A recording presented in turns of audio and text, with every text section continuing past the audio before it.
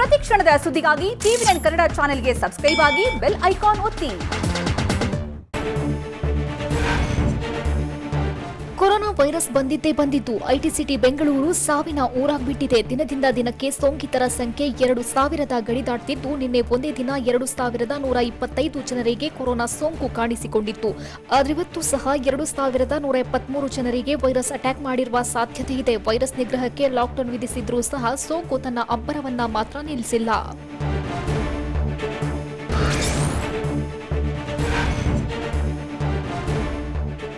ಮೈಸೂರಿನಲ್ಲಿ ಕೊರೋನಾ ಅಟ್ಟಹಾಸ ಮುಂದುವರಿಸಿದ್ದು ಇವತ್ತು ಸಹ 100ಕ್ಕೂ ಹೆಚ್ಚು ಕೊರೋನಾ ಪಾಸಿಟಿವ್ ಸಾಧ್ಯತೆ ಇದೆ. ಕೊರೋನಾ ವಾರಿಯರ್ಸ್ಗಳಿಗೆ ವೈರಸ್ ಮುಳ್ಳಾಗಿದೆ. ಮೈಸೂರು ಮಹಾನಗರ ಪಾಲಿಕೆ ಸಿಬ್ಬಂದಿಗೆ ಮತ್ತು ಕೆಆರ್ ಆಸ್ಪತ್ರೆ ವೈದ್ಯರಿಗೆ ಕೊರೋನಾ ಪಾಸಿಟಿವ್ ಬಂದಿದೆ. ವೈದ್ಯಕೀಯ ವಿದ್ಯಾರ್ಥಿ ಹಾಗೂ 3 ವರ್ಷದ ಮಗುವಿಗೆ ಕೊರೋನಾ ಪಾಸಿಟಿವ್ ಬಂದಿರೋದು ಆತಂಕಕ್ಕೆ ಕಾರಣವಾಗಿದೆ.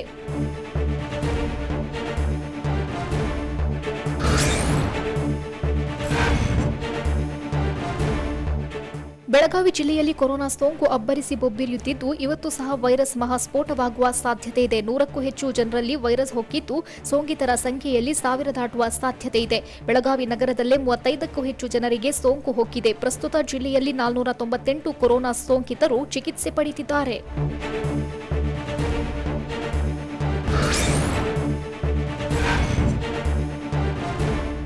ಕಲಬುರಗಿ ಜಿಲ್ಲೆಯಲ್ಲಿ ಕೊರೋನಾ ವೈರಸ್ ಲಂಗು ಲಗಾಮಿಲ್ಲದೆ ಮುನ್ನುಗ್ತಿದ್ದು ಇವತ್ತು ಸಹ ಸೋಂಕಿನ ಅಬ್ಬರ ಹೆಚ್ಚಾಗುವ ಸಾಧ್ಯತೆ ಇದೆ. ಜಿಲ್ಲೆಯಲ್ಲಿ 100ಕ್ಕೂ ಹೆಚ್ಚು ಜನರಿಗೆ ಕೊರೋನಾ ಸೋಂಕು ಹರಡುವ ಸಾಧ್ಯತೆ ಇದ್ದು ಈಗಾಗಲೇ 2674 ಜನರು ಸೋಂಕಿನಿಂದ ನರಳಾಡ್ತಿದ್ದಾರೆ. ಸೋಂಕಿತರಲ್ಲಿ ಬಹುತೇಕರು ಸಾರಿ ಐಎಲ್ಐ ಪ್ರಕರಣಗಳೇ ಹೆಚ್ಚಾಗಿವೆ.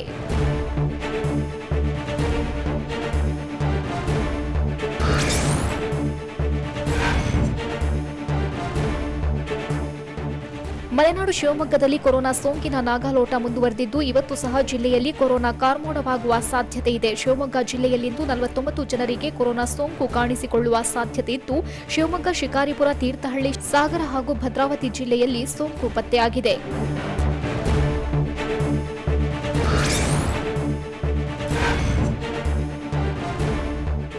ಗದಗ ಜಿಲ್ಲೆಯಲ್ಲಿ ಹೆಮ್ಮಾರಿ ವೈರಸ್ ನಗರದಿಂದ ಹಿಡಿದು ಹಳ್ಳಿಗೂ ವ್ಯಾಪಿಸುತ್ತಲೇ ಇದೆ. ಜಿಲ್ಲೆಯಲ್ಲಿ ಈಗಾಗಲೇ 40ಕ್ಕೂ ಹೆಚ್ಚು ಸೋಂಕಿತರು ಪತ್ತೆಯಾಗಿದ್ದು ಗದಗ, ಬೆಟಗೇರಿ, ಅವಳಿ ನಗರದಲ್ಲೇ ಸೋಂಕು ಹೆಚ್ಚಾಗ್ತಿದೆ. ಜಿಲ್ಲೆಯಲ್ಲಿ ಈಗಾಗಲೇ 555 ಕೊರೋನಾ ಸೋಂಕಿತರಿದ್ದು ಅವಳಿ ನಗರದ ಜನತೆ ಆತಂಕದಲ್ಲಿ ಕಾಲ ಕಳೆಯುವಂತಾಗಿದೆ.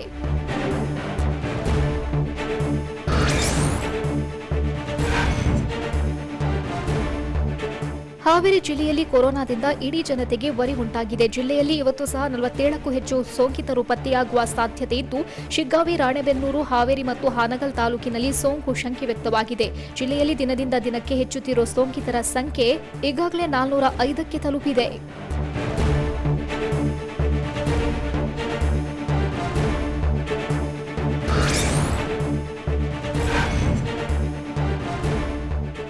ದಕ್ಷಿಣ ಕನ್ನಡ ಜಿಲ್ಲೆಯಲ್ಲಿ ಕಡಲ ಅಲೆಗಿಂತ ಕೊರೋನಾ ವೈರಸ್ನ ಅಲೆಯೇ ಹೆಚ್ಚಾಗ್ತಿದೆ. ಮಂಗಳೂರಿನಲ್ಲಿ ಕೊರೋನಾ ಸೋಂಕಿತರ ಸಂಖ್ಯೆ ಹೆಚ್ಚಳವಾಗುತ್ತಿದ್ದು ನವಮಂಗಳೂರು ಬಂದರಿನ 13ಕ್ಕೂ ಹೆಚ್ಚು ಸಿಬ್ಬಂದಿಗೆ ಸೋಂಕು ತಗುಲಿದೆ. ರಿಸ್ಟಾಕರ್, ಕ್ರೇನ್, ಅಗ್ನಿಶಾಮಕ ವಿಭಾಗದ ಸಿಬ್ಬಂದಿಗೆ ಸೋಂಕು ಹಬ್ಬಿದ್ದು ಸಿಬ್ಬಂದಿಗೆ ಸೋಂಕು ಬಂದಿರೋದ್ರಿಂದ ಆಮದು ರಫ್ತು ಕಾರ್ಯಕ್ಕೆ ಅಡ್ಡಿಯಾಗಿದೆ.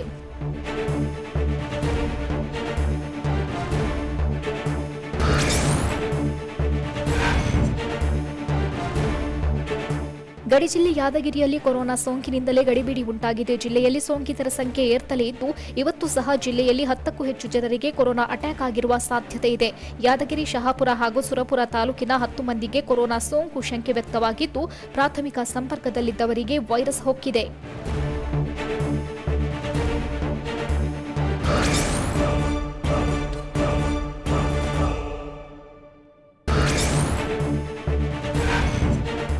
ರಾಜ್ಯ ರಾಜಧಾನಿಯಲ್ಲಿ ಕೊರೋನಾ ವೈರಸ್ನ ನಾಗಾಲೋಟಕ್ಕೆ ಬ್ರೇಕ್ ಹಾಕುವ ಸಲುವಾಗಿ 1 ವಾರದ ಮಟ್ಟಿಗೆ ಲಾಕ್ಡೌನ್ ಹೇರಲಾಗಿದೆ. ಆದರೆ ಯಾವುದೇ ಕಾರಣಕ್ಕೂ ಲಾಕ್ಡೌನ್ ಮುಂದುವರಿಯಲ್ಲ ಅಂತ ಬಿಬಿಎಂಪಿ ಆಯುಕ್ತ ಮಂಜುನಾಥ್ ಪ್ರಸಾದ್ ಹೇಳಿದ್ದಾರೆ. ಕೊರೋನಾ ಚೈನ್ ಲಿಂಕ್ಗೆ ಬ್ರೇಕ್ ಹಾಕಲು ಈ ಹಿಂದಿನ ಆಯುಕ್ತರು ಲಾಕ್ಡೌನ್ ಮಾಡಲು ಹೇಳಿದ್ರು. ಆದರೆ ನೂತನ ಆಯುಕ್ತರು ಮಾತ್ರ ಲಾಕ್ಡೌನ್ ಬೇಡ ಎಂದಿದ್ದಾರೆ.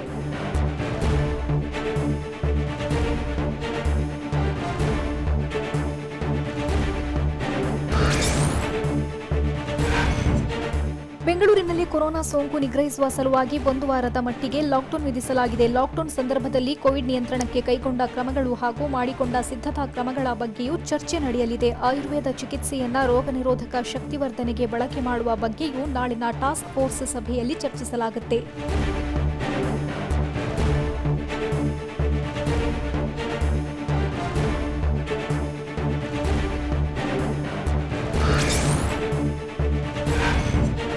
ರಾಜ್ಯ ಸರ್ಕಾರದ ಆದೇಶದಂತೆ ಕೊರೋನಾ ಸೋಂಕಿತರಿಗೆ ಬೆಡ್ಗಳನ್ನು ನೀಡಬೇಕು, ಇಲ್ಲದಿದ್ದರೆ ಕೂಡಲೇ ಒಪಿಡಿ ಕ್ಲೋಸ್ ಮಾಡುವಂತೆ ಬಿಬಿಎಂಪಿ ಕಮಿಷನರ್ ಖಡಕ್ ವಾರ್ನಿಂಗ್ ಕೊಟ್ಟಿದ್ದಾರೆ. ಬೆಂಗಳೂರಿನ ಮಾರತಹಳ್ಳಿ ಬಳಿ ಇರುವ ಸಾಕ್ರಾ ಆಸ್ಪತ್ರೆ ಮಾಲೀಕರಿಗೆ ಆಸ್ಪತ್ರೆ ವಿರುದ್ಧ ಕ್ರಿಮಿನಲ್ ಕೇಸ್ ದಾಖಲಿಸುತ್ತೇವೆ ಅಂತ ಬಿಬಿಎಂಪಿ ಆಯುಕ್ತರು ವಾರ್ನ್ ಮಾಡಿದ್ರು.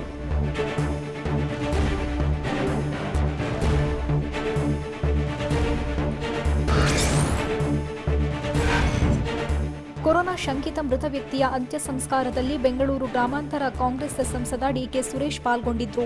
ರಾಮನಗರ ಜಿಲ್ಲೆ ಕನಕಪುರದ ದೇಗುಲಮಠದ ಸ್ಮಶಾನದಲ್ಲಿ ನಡೆದ ಅಂತ್ಯಕ್ರಿಯೆ ವೇಳೆ ಪಿಪಿಇ ಕಿಟ್ ಧರಿಸಿ ಡಿಕೆ ಸುರೇಶ್ ಭಾಗಿಯಾಗಿದ್ರು. ನಿನ್ನೆ ಬೆಂಗಳೂರಿನ ರಾಜರಾಜೇಶ್ವರಿ ಆಸ್ಪತ್ರೆಯಲ್ಲಿ 71 ವರ್ಷದ ವೃದ್ಧ ಸಾವನ್ನಪ್ಪಿದ್ರು.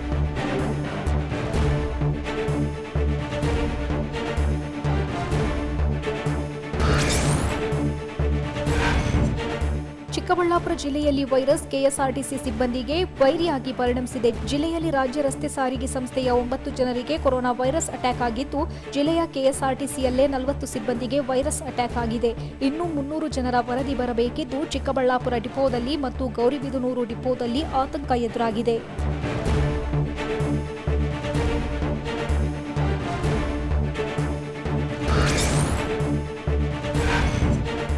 ಕೊಡಗು ಜಿಲ್ಲೆಯಲ್ಲಿ ವೈರಸ್ ಭೀತಿ ದಿನೇ ದಿನೇ ಹೆಚ್ಚಾಗ್ತಲೇ ಇದೆ. ಇವತ್ತು ಸಹ ಸುಮಾರು 10 ಜನರಿಗೆ ಕೊರೋನಾ ಸೋಂಕು ತಗುಲಿರುವ ಶಂಕೆ ವ್ಯಕ್ತವಾಗಿದೆ. ಸೋಮವಾರಪೇಟೆ ತಾಲೂಕಿನಲ್ಲಿ 7, ವಿರಾಜಪೇಟೆಯಲ್ಲಿ 2 ಹಾಗೂ ಮಡಿಕೇರಿಯಲ್ಲಿ ಒಬ್ಬರಿಗೆ ಕೊರೋನಾ ಸೋಂಕು ದೃಢವಾಗಿದ್ದು, ಜಿಲ್ಲೆಯಲ್ಲಿ ಕೊರೋನಾ ಸೋಂಕಿತರ ಸಂಖ್ಯೆ 274ಕ್ಕೆ ಏರಿಕೆಯಾಗಿದೆ.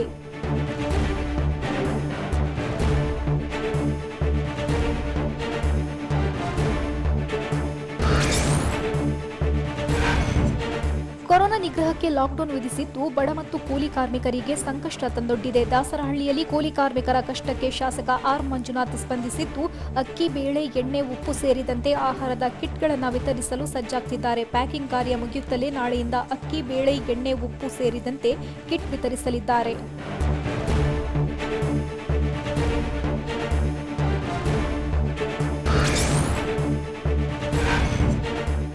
ಕೊರೋನಾ ಟೆಸ್ಟ್ ಮಾಡಿಸಿದ್ರೂ ಸಹ ರಿಪೋರ್ಟ್ ಕೊಡೋದಕ್ಕೆ ತಡ ಮಾಡ್ತಿರೋದಕ್ಕೆ ಆಕ್ರೋಶ ವ್ಯಕ್ತಪಡಿಸಿದ್ರು. 5 ದಿನಗಳಾದರೂ ಕೋವಿಡ್ ರಿಪೋರ್ಟ್ ಸಿಗದೆ ಮೃತಪಟ್ಟಿದ್ದಾರೆ ಅಂತ ಹೇಳಿಕೊಂಡಿದ್ದಾರೆ. ಸೆಲೆಬ್ರಿಟಿಗಳು, ಜನಪ್ರತಿನಿಧಿಗಳಿಗೆ ಬೇಗ ರಿಪೋರ್ಟ್ ಸಿಗುತ್ತೆ, ಆದರೆ ಜನಸಾಮಾನ್ಯರಿಗೆ 5 ದಿನಗಳಾದರೂ ಕೋವಿಡ್ ರಿಪೋರ್ಟ್ ಸಿಗ್ತಿಲ್ಲ ಅಂತ ಕಿಡಿಕಾರಿದ್ದಾರೆ.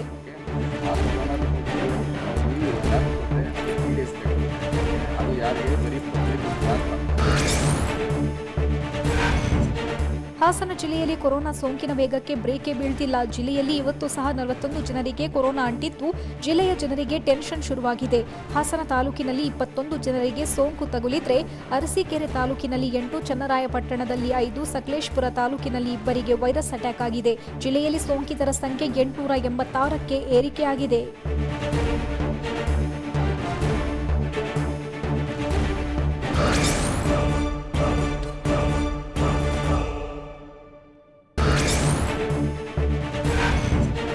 ಕೋವಿಡ್ ಟೆಸ್ಟ್ ಮಾಡಿಸಿಕೊಳ್ಳುವವರ ಮಾಹಿತಿ ಪಡೆಯಿರಿ ಅಂತ ಖಾಸಗಿ ಆಸ್ಪತ್ರೆಗಳಿಗೆ ಬಿಬಿಎಂಪಿ ಆಯುಕ್ತ ಮಂಜುನಾಥ್ ಪ್ರಸಾದ್ ಸೂಚನೆ ಕೊಟ್ಟಿದ್ದಾರೆ. ಖಾಸಗಿ ಆಸ್ಪತ್ರೆಯಲ್ಲಿ ಜನರು ಕೋವಿಡ್ ಟೆಸ್ಟ್ ಮಾಡಿಸಿಕೊಳ್ತಿದ್ದಾರೆ.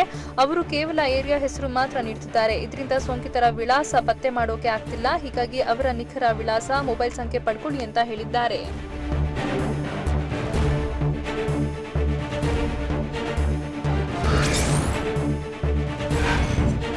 ಕೆಸಿ ಜನರಲ್ ಆಸ್ಪತ್ರೆ ಅವ್ಯವಸ್ಥೆ ಬಗ್ಗೆ ಸಚಿವ ಸುಧಾಕರ್ಗೆ ವೈದ್ಯರು ಖಡಕ್ ಆಗಿ ಉತ್ತರ ಕೊಟ್ಟಿದ್ದಾರೆ. ಮೊನ್ನೆಯಷ್ಟೇ ಸಚಿವ ಸುಧಾಕರ್ ಕೆಸಿ ಜನರಲ್ ಆಸ್ಪತ್ರೆಗೆ ಭೇಟಿ ನೀಡಿದ್ರು. ಈ ವೇಳೆ ಅಲ್ಲಿನ ಅವ್ಯವಸ್ಥೆ ಬಗ್ಗೆ ಸಚಿವರಿಗೆ ವೈದ್ಯೊಬ್ಬರು ನೇರವಾಗಿ ಹೇಳಿದ್ದಾರೆ.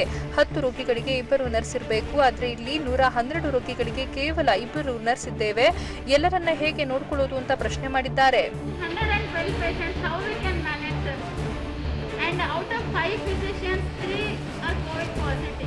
And only 2 are working.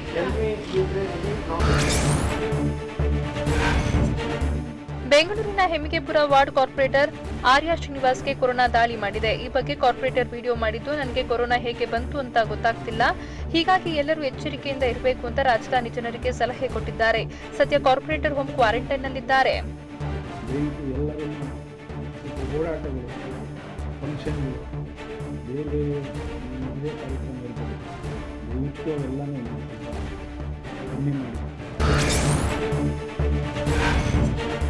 ಬೆಂಗಳೂರಿನಲ್ಲಿ ಕಿಲ್ಲರ್ ಅಟ್ಟಹಾಸ ಮಿತಿ ಮೀರ್ತಿದೆ. ಬಿಬಿಎಂಪಿಯ 6 ಮಾರ್ಷಲ್ಗಳಿಗೆ ಕೊರೋನಾ ಸೋಂಕು ವಕ್ಕರಿಸಿದೆ. ಈ ಎಲ್ಲಾ ಸೋಂಕಿತರು ರಾಜಮಹಲ್, ಗುಟ್ಟಹಳ್ಳಿ, ಕಾಡುಗೋಡಿ, ಗಂಗೇನಹಳ್ಳಿ ಹಾಗೂ ಕೆಆರ್ ಮಾರ್ಕೆಟ್ ವ್ಯಾಪ್ತಿಯಲ್ಲಿ ಕೆಲಸ ಮಾಡ್ತಿದ್ರು. ಇದೀಗ ಮಾರ್ಷಲ್ಗಳಿಗೆ ವೈರಸ್ ಕನ್ಫರ್ಮ್ ಆಗಿದ್ದು, ಇವರ ಸಂಪರ್ಕದಲ್ಲಿ ಇದ್ದವರಿಗೆ ಕ್ವಾರಂಟೈನ್ ಮಾಡಲಾಗಿದೆ.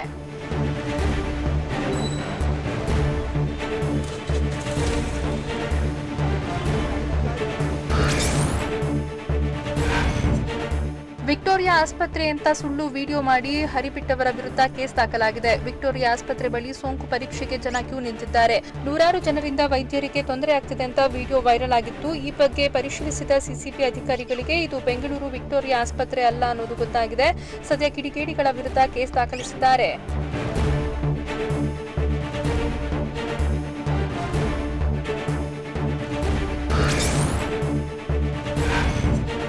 ಚಿಕಿತ್ಸೆ ನೀಡೋಕೆ ವಿಳಂಬ ಆರೋಪ ಹಿನ್ನೆಲೆಯಲ್ಲಿ ಜಿಗಣಿಯ ಸುಹಾಸ್ ಆಸ್ಪತ್ರೆಯ ಸಿಬ್ಬಂದಿ ಮೇಲೆ ಹಲ್ಲೆ ಮಾಡಲಾಗಿದೆ.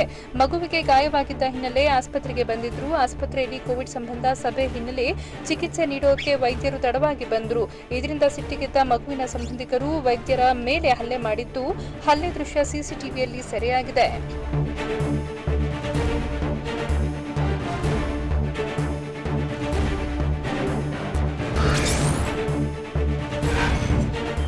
ಬೆಂಗಳೂರಿನಲ್ಲಿ ಲಾಕ್ಡೌನ್ ಇರೋದ್ರಿಂದ ಬಹುತೇಕ ರಸ್ತೆಗಳು ಖಾಲಿಯಾಗಿವೆ. ಅದರಲ್ಲೂ ಗರುಡ ಮಾಲ್, ಎಂಜಿ ರಸ್ತೆಗೆ ಕನೆಕ್ಟ್ ಆಗೋ ರಸ್ತೆಗಳೆಲ್ಲ ಬಣಗುಡ್ತಿವೆ. ಭಾನುವಾರ ಈ ರಸ್ತೆಗಳಲ್ಲಿ ಜನ ಹೆಚ್ಚಾಗಿ ಓಡಾಡ್ತಿದ್ರು. ಆದ್ರೀಗ ಅಲ್ಲೊಬ್ಬರು ಇಲ್ಲೊಬ್ಬರು ಓಡಾಡ್ತಿದ್ದಾರೆ. ಇದರಿಂದ ರಸ್ತೆಗಳು ಖಾಲಿಯಾಗಿ ಕಾಣ್ತಿವೆ.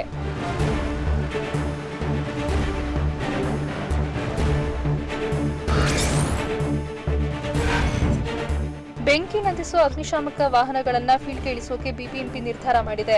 ಇಂದಿನಿಂದ ಅಗ್ನಿಶಾಮಕ ವಾಹನ ಬಳಸಿ ಔಷಧ ಸಿಂಪಡಣೆ ಮಾಡೋಕೆ ತೀರ್ಮಾನಿಸಲಾಗಿದೆ. ಫೀವರ್ ಕ್ಲಿನಿಕ್, ಆಸ್ಪತ್ರೆ, ಸಾರ್ವಜನಿಕ ಸ್ಥಳಗಳಲ್ಲಿ ಔಷಧ ಸಿಂಪಡಿಸಲಿದ್ದು, ಮೆಜೆಸ್ಟಿಕ್ನ ಕೆಎಸ್ಆರ್ಟಿಸಿ ಬಸ್ ನಿಲ್ದಾಣದಲ್ಲಿ ಡೆಮೋ ಮಾಡಲಾಯಿತು.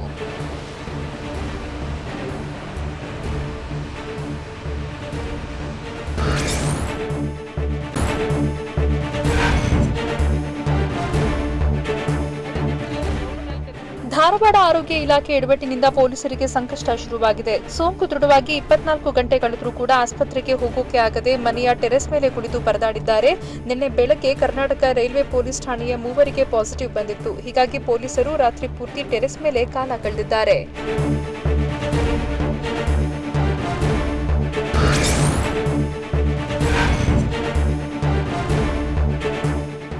ಮೈಸೂರಿನ ರಮಾಬಾಯಿ ನಗರದ ಮುಖ್ಯ ರಸ್ತೆ ಬಳಿ ಬಳಸಿರುವ ಪಿಪಿ ಕಿಟ್ಗಳು ಪತ್ತೆಯಾಗಿದ್ದು ಆತಂಕ ಹೆಚ್ಚಾಗಿದೆ. ಈ ಹಿಂದೆ ಬಳಸಿದ ಪಿಪಿ ಕಿಟ್ಗಳನ್ನು ಎಲ್ಲೆಂದರಲ್ಲಿ ಎಸೆಯಬಾರದು ಅಂತ ಆರೋಗ್ಯ ಇಲಾಖೆ ಖಡಕ್ ಆಗಿ ಸೂಚನೆ ಕೊಟ್ಟಿದೆ. ಆದರೂ ನಿರ್ಲಕ್ಷ್ಯ ವಹಿಸಿ ಯಾರೋ ಪಿಪಿ ಕಿಟ್ ಬಿಸಾಡಿದ್ದಾರೆ. ಇದು ಸ್ಥಳೀಯರಿಗೆ ಆತಂಕ ಹೆಚ್ಚು ಮಾಡಿದೆ.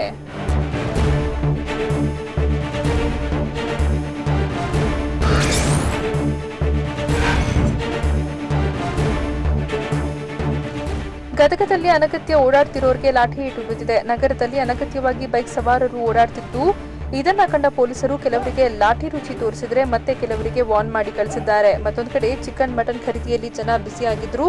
ಟಿವಿ9 ಕ್ಯಾಮೆರಾ ಕಂಡು ಮಾಲೀಕರು ಅಂಗಡಿಗಳನ್ನ ಬಂದ್ ಮಾಡಿದ್ರು.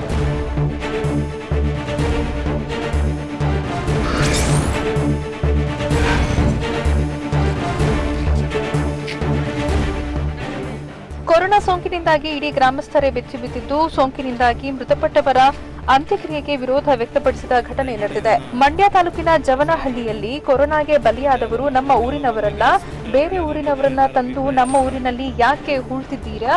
ಇದರಿಂದ ಗ್ರಾಮಸ್ಥರಿಗೆ ಸಮಸ್ಯೆ ಆಗುತ್ತೆ ಅಂತ ಗ್ರಾಮಸ್ಥರು ಕಿಡಿಕಾರಿದ್ರು.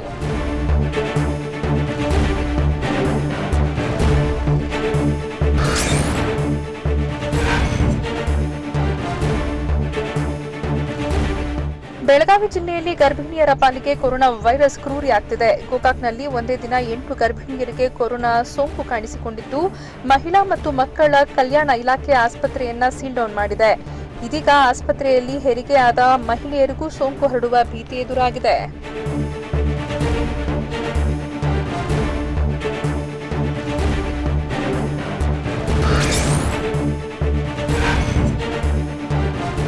ದಾವಣಗೆರೆ ಜಿಲ್ಲೆಯಲ್ಲಿ ಕೊರೋನಾ ಬರೆ ಮೇಲೆ ಬರೆ ಇಳಿತಿದೆ. ಹರಿಹರ ತಾಲೂಕಿನ ಹರ್ಲಾಪುರದ ಗ್ರಾಮದಲ್ಲಿ ಸೋಂಕಿನಿಂದ ನರಳಾಡುತ್ತಿದ್ದ 64 ವರ್ಷದ ವೃದ್ಧೆ ಸಾವನ್ನಪ್ಪಿದ್ದಾರೆ. ಇದರಿಂದ ಶವ ಸಂಸ್ಕಾರದಲ್ಲಿ ಪಾಲ್ಗೊಂಡವರ ಎದೆಯಲ್ಲಿ ಢವಢವ ಶುರುವಾಗಿದೆ. ವೃದ್ಧೆಗೆ ಕಳೆದ ರಾತ್ರಿಯಷ್ಟೇ ಕೊರೋನಾ ಪಾಸಿಟಿವ್ ಇರುವುದು ಪತ್ತೆಯಾಗಿದೆ. 17ರಂದು ಆರೋಗ್ಯ ಅಧಿಕಾರಿಗಳಿಂದ ಸ್ವಾಬ್ ಸಂಗ್ರಹವಾಗಿದ್ದು ಸಂಬಂಧಿಕರಲ್ಲಿ ಆತಂಕ ಶುರುವಾಗಿದೆ.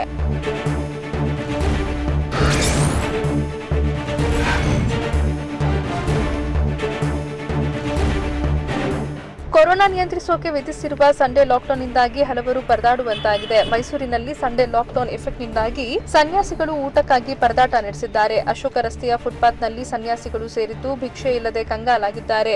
ಕೊರೋನಾ ಟೆಸ್ಟ್ ನೆಗೆಟಿವ್ ರಿಪೋರ್ಟ್ ಇಟ್ಕೊಂಡು ಸನ್ಯಾಸಿಗಳು ಓಡಾಡ್ತಿದ್ದಾರೆ.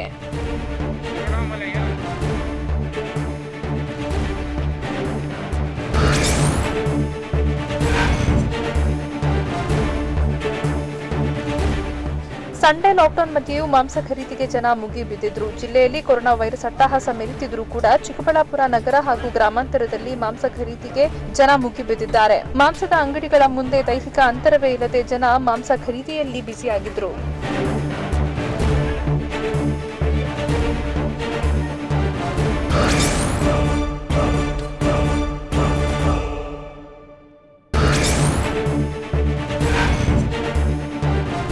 ಭಾರತದಲ್ಲಿ ಕೊರೋನಾ ಆರ್ಭಟಕ್ಕೆ ಇಡೀ ದೇಶವೇ ತತ್ತರಿಸಿ ಹೋಗಿದೆ. ದೇಶದಲ್ಲಿ ಸೋಂಕಿತರ ಸಂಖ್ಯೆ 10,77,864ಕ್ಕೆ ಏರಿಕೆಯಾಗಿದ್ರೆ ಸೋಂಕಿನಿಂದ 26,828 ಜನರು ಬಲಿಯಾಗಿದ್ದಾರೆ.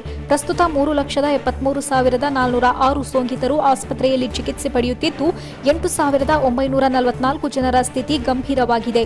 6,77,630 ಜನರು ವೈರಸ್ನಿಂದ ಗುಣಮುಖರಾಗಿದ್ದಾರೆ.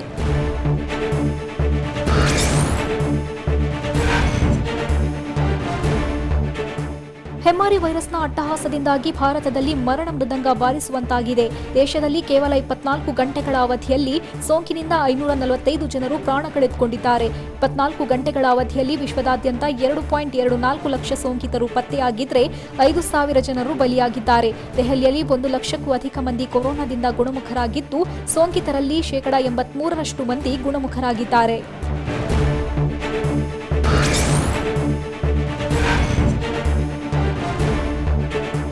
ಮದ್ದಿಲ್ಲದೆ ಇಡೀ ಜಗತ್ತನ್ನೇ ನರಳುವಂತೆ ಮಾಡಿರುವ ಕೊರೋನಾ ವೈರಸ್ಗೆ ಔಷಧ ಹುಡುಕಲು ಭಾರತ ಮುಂದಡಿಯಿಟ್ಟಿದೆ. ಐಸಿಎಂಆರ್ ನಿರ್ದೇಶನದಂತೆ ಭಾರತ್ ಬಯೋಟೆಕ್ ಜಂಟಿಯಾಗಿ ಕೋವ್ಯಾಕ್ಸಿನ್ ಲಸಿಕೆ ಸಂಶೋಧನೆ ನಡೆಸಿದ್ದು ನಾಳೆಯಿಂದ ಮಾನವನ ಮೇಲೆ ಲಸಿಕೆ ಪ್ರಯೋಗ ಶುರುವಾಗಲಿದೆ. ಲಸಿಕೆ ಪ್ರಯೋಗಕ್ಕೆ ನೋಂದಣಿ ಮಾಡಿಕೊಳ್ಳಲು ನಾಳೆಯಿಂದ ಸ್ವಯಂ ಸೇವಕರಿಗೆ ಆಹ್ವಾನಿಸಲಾಗಿದೆ.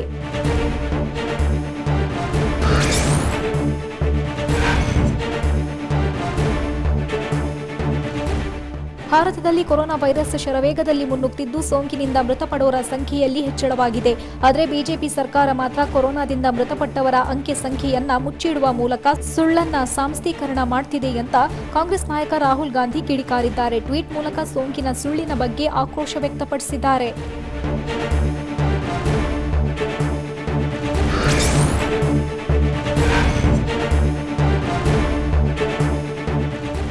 ಭಾರತದಲ್ಲಿ ಕ್ರೂರಿ ಕೊರೋನಾ ವೈರಸ್ ದಕ್ಷಿಣ ಭಾಗದಲ್ಲೇ ಹೆಚ್ಚಾಗಿ ಕಾಣಿಸಿಕೊಳ್ತಿದೆ ಅಂತ ಹೇಳಲಾಗ್ತಿದೆ. ಆಂಧ್ರಪ್ರದೇಶದಲ್ಲಿ ಕಳೆದ ಕೆಲ ವಾರಗಳಿಂದ ಶರವೇಗದಲ್ಲಿ ಸೋಂಕು ಹೆಚ್ಚಾಗ್ತಿದ್ರೆ ಕರ್ನಾಟಕದಲ್ಲೂ ಕೂಡ ಅಷ್ಟೇ ಪ್ರಮಾಣದಲ್ಲಿ ಸೋಂಕು ಹಬ್ಬುತ್ತಿದೆ.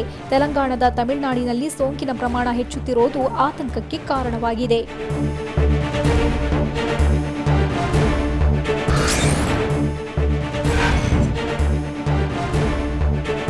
ಕೊರೋನಾ ವಿರುದ್ಧ ಹೋರಾಡಲು ಪೊಲೀಸರೇ ವಾರಿಯರ್ಸ್ಗಳಾಗಿದ್ದಾರೆ. ಆದರೆ ಇವರನ್ನು ಬಿಡದ ವೈರಸ್ ಅಟ್ಯಾಕ್ ಮಾಡ್ತಲೇ ಇದೆ. ದೆಹಲಿಯಲ್ಲಿ ಈವರೆಗೂ 2,500 ಪೊಲೀಸರು ಕೊರೋನಾ ವೈರಸ್ ಜಾಲಕ್ಕೆ ಸಿಲುಕಿದ್ದಾರೆ ಅಂತ ಕೇಂದ್ರ ಆರೋಗ್ಯ ಸಚಿವ ಹರ್ಷವರ್ಧನ್ ಹೇಳಿದ್ರು. ದೆಹಲಿಯಲ್ಲಿ ಪ್ಲಾಸ್ಮಾ ದಾನ ಕ್ಯಾಂಪೇನ್ಗೆ ಚಾಲನೆ ನೀಡಿ ಹರ್ಷವರ್ಧನ್ ಹೇಳಿದ್ರು.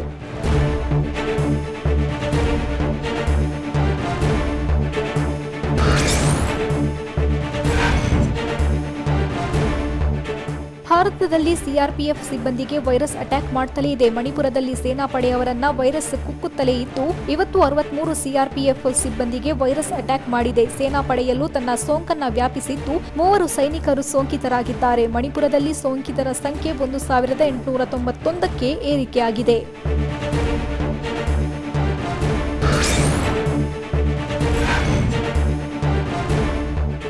ಅಸ್ಸಾಂನಲ್ಲಿ ಒಂದ್ ಕಡೆ ಕೊರೋನಾ ವೈರಸ್ ಅಬ್ಬರಿಸಿ ಬೊಬ್ಬಿರಿಯುತ್ತಿದ್ರೆ ಮತ್ತೊಂದೆಡೆ ನೆರೆ ಹಾವಳಿಯೂ ಬರೆ ಎಳೆದಂತಾಗಿದೆ. ಹೌದು, ಜಿಲ್ಲೆಯಲ್ಲಿ 21,000 ಸೋಂಕಿತರಿದ್ರೆ ಕೊರೋನಾದಿಂದ ಹೇಗೆ ಬಚಾವಾಗೋದು ಅನ್ನೋದ್ರ ಮಧ್ಯೆಯೂ ಮಳೆ ಮತ್ತು ಪ್ರವಾಹ ಬಂದಿದ್ದು ಬದುಕೆ ಬರ್ಬಾದಾಗಿದೆ. ಹೀಗಾಗಿ ಅಸ್ಸಾಂ ಸರ್ಕಾರವು ನಿರಾಶ್ರಿತರಿಗೆ ಕಾಮ್ರೂಪ್ ಬಳಿ ತಾತ್ಕಾಲಿಕ ನಿರಾಶ್ರಿತ ಕೇಂದ್ರಗಳನ್ನು ನಿರ್ಮಿಸಿದೆ.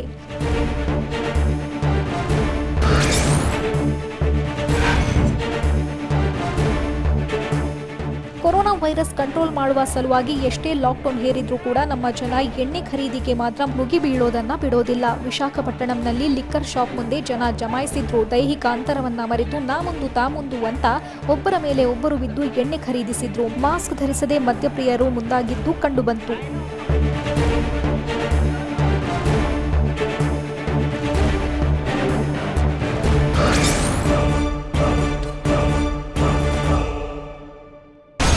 ಇನ್ಸೈಡ್ ಸುದ್ದಿ ಸೋಮವಾರದಿಂದ ಶನಿವಾರ ಸಂಜೆ 7 ಗಂಟೆಗೆ TV9 ನಲ್ಲಿ ಮಾತ್ರ.